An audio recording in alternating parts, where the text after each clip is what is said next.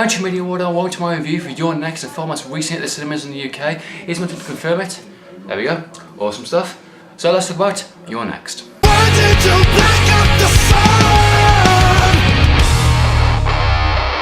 The director of this movie was involved in VHS 1 and VHS 2. He did the Tape 56, the wraparound story within VHS 1, and he also did the ghost story within VHS 2. He also stars the main character, which is pretty awesome. He's kind of known in this kind of horror indie movies recently. He's been going into the genre. He also did another movie called A Horrible Way to Die, which I haven't gone to see yet, but I heard it's actually pretty decent. He also did another short story within ABCs of Death. He did Q for Quack, which actually was pretty fun in all fairness.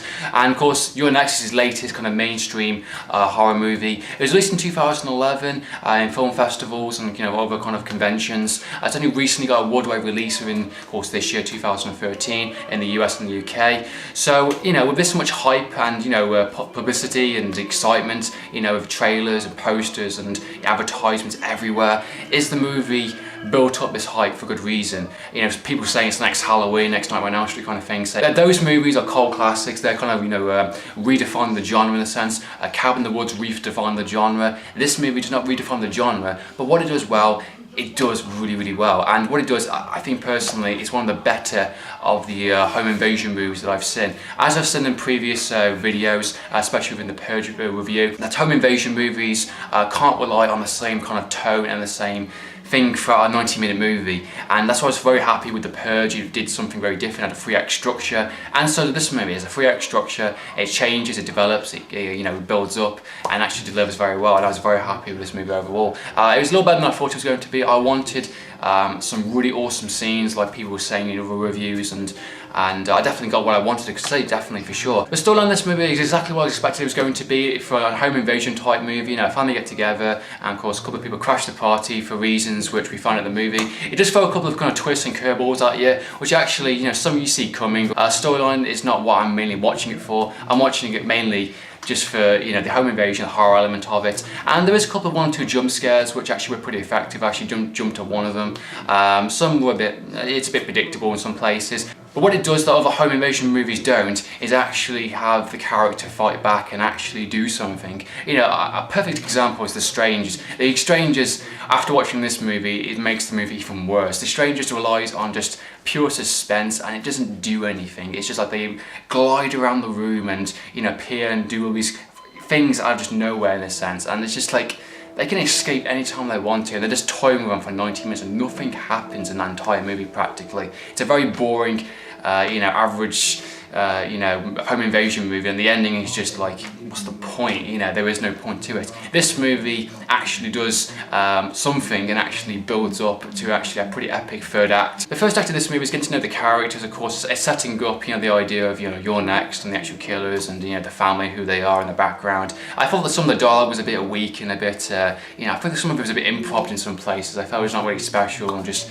arguments, and I don't think any of the characters are really memorable or special. Well, one or two definitely just stand out. Of course, our main kind of protagonist, our female protagonist in the movie, definitely was one of the best characters of this entire movie for sure. 1 or 2 characters you can easily forget, or just there for the body count in a sense. So about 15 minutes until the actual real kind of incident actually kicks into gear, and actually I was very happy about that. I thought they were going to drag it down for half an hour, going against these actual killers that are breaking into this house. It actually is really, really awesome. Our main female protagonist character, in the actual movie, she did like a survival course, and she's like sharp, snappy, ready to do it kind of thing. She balls up the house, she knows what to do, she's got that game plan, and she actually really fights back to the best of her abilities. She does get knocked down, she does get injured a couple of times, which she would do. At the end of the day, you're fighting for survival. And the 3rd act especially, I felt was really, really awesome. It was non-stop, awesome death kills. The body count kills were absolutely fantastic, and there's some different varieties, very small, like knocking out the lights, picking up weapons, doing booby traps, kind of thing like that. Definitely worthwhile stuff,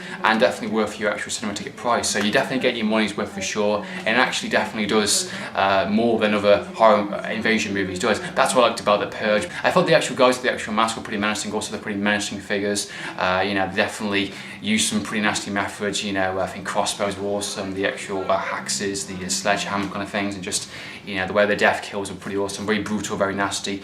proper 18 certificate violence here for sure. Intense kind of soundtrack as it's going on, especially when she's moving around the house, you know, trying to get through her advantage, and especially in some of the actual death scenes were pretty awesome as well for sure. One of the things I really liked about this movie is like the fact of how they made the actual killers actual human beings, actual people that are doing it to other people, not like gliding around the actual house and like invincibly like the strangers did. That's gonna be one of my ultimate examples in this video. I apologize for keep using it, but it's just like, how can that movie have so many killers just gliding on the house, you know, disabling phones, electricity, whatever, signals and stuff like that, and you know, gliding on the house, you know, peering up in a very spooky manner in a sense. And other horror movies have done the same with other kind of killers, you know, magically getting to the other side of the room somehow, or you know, traveling invincibly, or not being able to get taken down. You know, it just like amazes me how other movies can do that. But this actually is actual people, and when they do get hurt, they get hurt. Some get stabbed, some get injured, and they actually do scream. They do, shout out kind of thing. Some take their masks off, you know, because they're in pain. Some get beaten up kind of thing, and it's just like, there actually are people, and they do express them who they are. They're not, you know, invincible. I would say if you're a horror fan, definitely go and check that out for sure. It's definitely worth your time, definitely worth your money. If you're a fan of The Collector or The Collection, maybe something like that, you know, or The Purge runs. That's been my review for your next. I hope you enjoyed watching this video. What did you think of me? What did you think it was good? Do you think it's bad? I'd love to know your opinions. Comment down below. So in the meantime, this is for Andrew from Media World from Game TV. Signing out.